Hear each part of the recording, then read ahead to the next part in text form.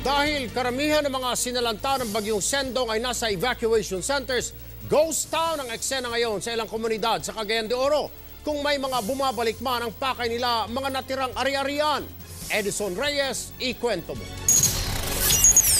Ito ang Emily Homes, kilalang executive village dito sa Cagayan de Oro. Pero dahil kay Sendong, isa na itong ghost town. Sa bukana, masangsang na amoy na ang sasalubong.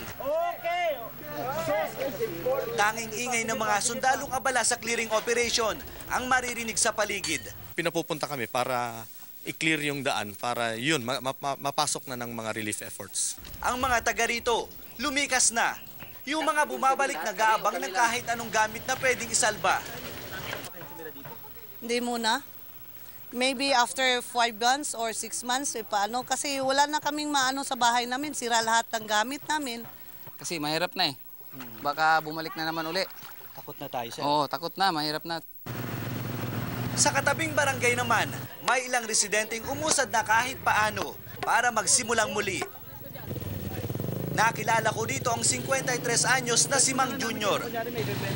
Biktima rin ng bagyo si Mang Junior, pero sa kabila ng kanilang pinagdaanan, katuwang ang sasakyang ito, naniniwala silang hindi nito kasamang naanod ang pag-asang muling makabangon. So ito araw-araw.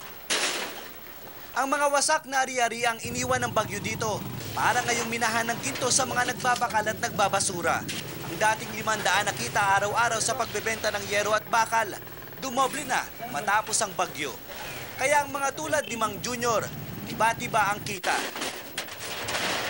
Mag-iipon kami ng malaglaking halaga para makapatuwid kami uli ng bahay namin.